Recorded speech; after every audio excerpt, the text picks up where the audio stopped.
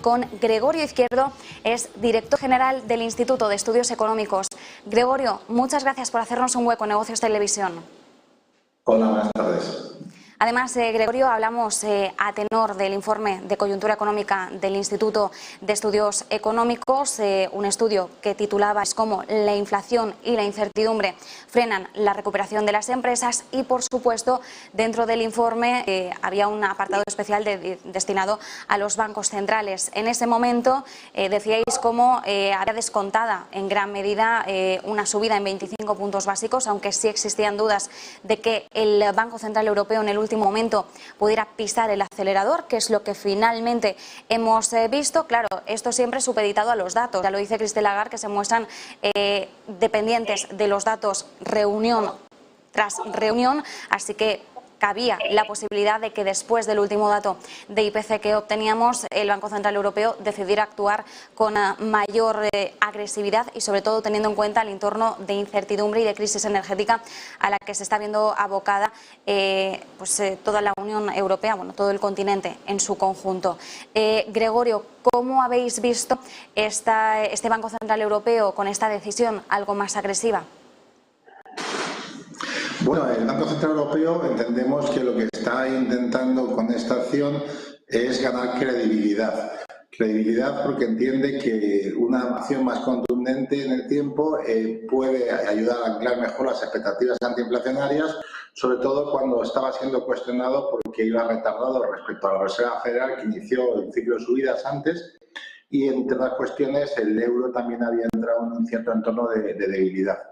Yo creo que la subida de tipos no cambia el escenario contemplado, porque si estaba hablando, si bien de 25 tipos básicos ahora en julio, también se ha descontado otra subida anterior en septiembre. Posiblemente lo que se ha hecho es concentrar ambas en una sola de las medidas. Aún así, pensamos que no se ha terminado este ciclo de subidas y que posiblemente de aquí a fin de año pueda subir incluso hasta el torno del 1%. Esto es necesario porque la inflación en la eurozona se ha elevado sustancialmente y posiblemente el abandono de la política fiscal, de las reglas fiscales, está obligando a la política monetaria a tomar un tono restrictivo más necesario del que sería deseable. Esto va a ayudar a combatir la inflación, pero también va a suponer una cierta ralentización en el crecimiento, un entorno que estaba no exento de contingentes, incertidumbres y de múltiples riesgos. Por lo tanto, no es un entorno fácil, ni mucho menos. Desde luego, Gregorio, el entorno no es fácil y además una de las preocupaciones que hay sobre la mesa, bien lo indicabas, ¿no? A la hora de tomar esta decisión de una subida más agresiva, también existe el mayor riesgo de una merma en el crecimiento económico, así que también ahora va a estar ahí el foco hasta qué punto el conjunto de los países europeos van a tener el músculo suficiente, la capacidad, la resiliencia necesaria para poder soportar ahora subidas de tipos más agresivas. Hemos tenido una algo más agresiva, ahora también las cuestiones se van a abrir de cara a la próxima reunión en septiembre. Nosotros ya acabamos de cerrar una y ya estamos poniendo la mirada en la siguiente, pero también así funcionan los mercados, contando escenarios a futuro. Evidentemente es muy prematuro ahora mismo aventurarse de cara a septiembre, porque primero no tenemos la bola de cristal y segundo hay muchos datos todavía que hay que conocer entre el día de hoy y cuando llegue ese jueves de septiembre, la próxima reunión de política monetaria, y ya lo ha dicho Lagarde, meeting by meeting, y que se van a mantener muy dependientes de los datos que se vayan conociendo, pero sí que es cierto que hemos visto una crisis Lagarde que ha abierto la puerta totalmente a que haya un endurecimiento mayor de la política monetaria de cara a las próximas reuniones, y eso es lo que hemos entendido. ¿Es capaz la economía europea de resistir un acelerón mayor en el caso de que se dé el peor escenario de agresividad por parte del Banco Central Europeo? En un escenario de crecimiento muy rápido de los tipos de interés o con una intensidad mayor de la que se contempla, esto podría incluso poner en peligro la propia continuidad del ciclo expansivo de Europa.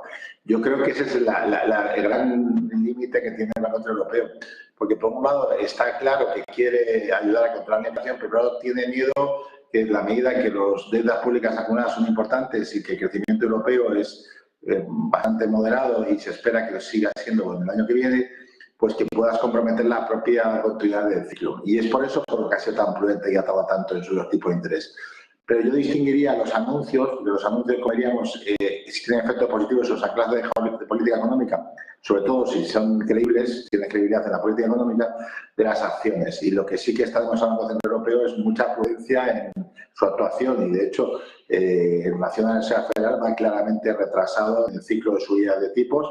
Y además se va a encontrar a final de año previsiblemente con una cuestión que solamente por efecto estadístico y si no surgen más sustos en el mercado de energía, posiblemente la inflación empezará a bajar a la baja y en un contexto que la inflación haya tocado ya máximos y se han dejado atrás, va a ser muy difícil justificar mayores subidas de tipos.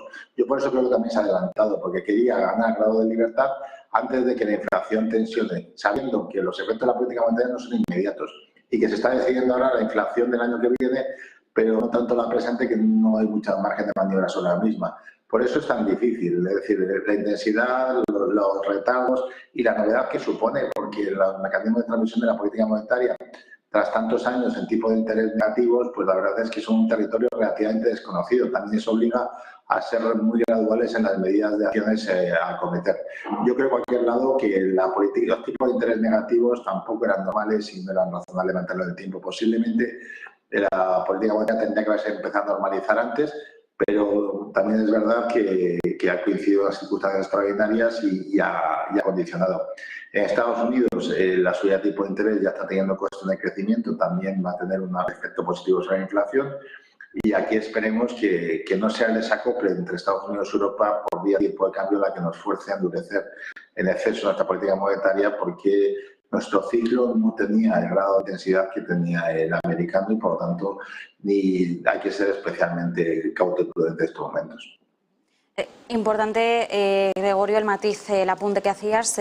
Los movimientos de política monetaria, sus efectos no son inmediatos, es decir, lo estamos viendo además en el caso de Estados Unidos, donde seguimos viendo una inflación persistentemente elevada en máximos de 40 años, a pesar de que en las últimas reuniones de política monetaria ya se han efectuado subidas de tipos de interés. Entonces, la misma tónica esperamos para el banco, en el caso de Europa, con un Banco Central Europeo que ya ha efectuado esa primera subida de tipos, pero evidentemente no lo vamos a ver reflejado todavía en los próximos datos que obtengamos. Mientras tanto, en el informe de coyuntura económica hablabais precisamente del tensionamiento que se está viviendo en las principales condiciones de financiación, cómo esto está teniendo un impacto heterogéneo entre los distintos países de la eurozona. Siempre hablamos de las economías centrales, las mal llamadas economías del norte, las periféricas, las mal llamadas economías del sur. Evidentemente también estamos viendo diferencias y además con especial foco puesto en estos momentos en Italia, después de toda la crisis de gobierno que hemos estado viendo, la incertidumbre política que hemos estado viendo en los últimos días, pero cambiando de tercio, indicabais muy certeramente cuál está siendo el impacto de toda esta incertidumbre y también de la elevada inflación en las empresas. Y en concreto hay una parte que sí me gustaría poder analizar, y es que indicabais cómo, además del mal comportamiento que estamos viendo en los beneficios empresariales, también se observa una contracción de los márgenes que refleja que las fuertes presiones en costes que están sufriendo las empresas todavía no se están trasladando a los precios finales. Es decir, que esta inflación, el impacto que está teniendo la inflación a la hora de subir los costes y el mantenimiento de muchas empresas, todavía no están siendo capaces de trasladarla al consumidor final. ¿Qué impacto, qué mella está teniendo esto, por tanto, en nuestro tejido empresarial? Lo que se observa es que gran parte de la inflación es de carácter importado y, por lo tanto, exógena, y las empresas lo que son víctimas de la situación porque van a encarecer sus costes de producción. Y, por contra, también entendemos que para analizar el efecto de distintas variables en la actual coyuntura hay que hacerse en relación a la situación pre-COVID, porque estos 2 años han sido extraordinarios. Y vemos, paradójicamente, que en estos 2 años todavía el excedente bruto empresarial no se ha recuperado a los niveles pre-COVID, el PIB nominal tampoco lo ha hecho, y sin embargo hay variables como es los costes laborales sanitarios que están en orden de 6 puntos por encima del nivel pre-COVID. Por lo tanto, difícilmente podemos decir que son los responsables de la situación de la Unión Española la variable que va a retardar en la recuperación, que a su vez condiciona el PIB nominal. Un hecho muy importante del análisis es que vemos cómo esto es una cuestión muy de España. Y cuando analizamos los 27 países de la Unión Europea, vemos que la mayor parte de los países, con excepción de 3, han recuperado sus niveles de PIB pre-COVID y que los que estaban por detrás, que son casualmente Italia, Portugal y España, coincide también que son los más retrasados en la recuperación del beneficio empresarial.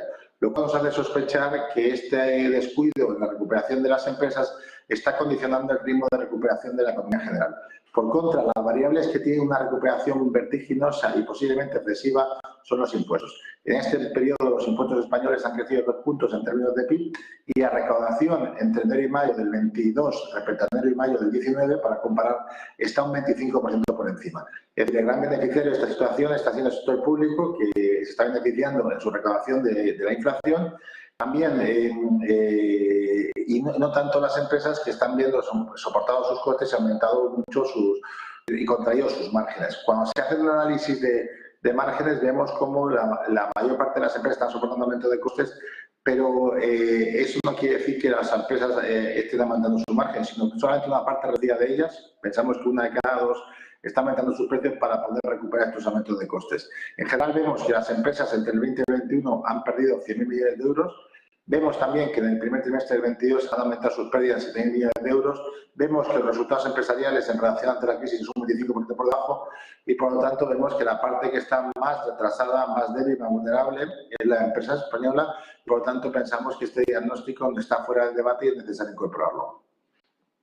Una última cuestión, como hacías mención precisamente a los impuestos, ¿cómo estáis viendo desde el Instituto de Estudios Económicos esos 2 impuestos, por un lado a la banca y por otro lado a las energéticas, que anunciaba el Gobierno hace poco más de una semana? Hoy además se le preguntaba por ello a Dolores Dancausa, la consejera delegada de Bankinter, como no podía ser de otra forma, y bueno, ella indicaba que es una pena que se vuelva al concepto de que los bancos son los malos de la película, ¿no? No eran estas las palabras literales, pero sí los tiros iban un poco por ese mensaje. Veíamos impuesto a la banca a tenor de los beneficios que se esperan en el sector por la subida de tipos de interés y, por otro lado, bueno, impuesto a las eléctricas por esos beneficios caídos del cielo por la cuestión del alza de los precios de energía. Pero claro, realmente no podemos hacer una comparativa de esos beneficios extra por uno y otro lado. En el caso de la banca corresponde a una normalización monetaria que tenía que efectuarse sí o sí. La circunstancia de las energéticas es totalmente distinta, es decir, hay que hacer ahí también esa apreciación. Pero ¿cómo estáis viendo desde esta cuestión? Bueno, este tipo de impuestos son objetos de rechazo y reprobación por la mayor parte de la doctrina.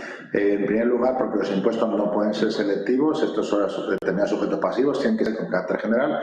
Y por otro lado, porque la definición de derecho imponible, que son los beneficios extraordinarios, es una definición muy controvertida, sujeta a controversia en seguridad jurídica. De hecho, su mero anuncio ha supuesto una caída de valor importante en bolsa, en orden de 9 millones de euros de las entidades afectadas.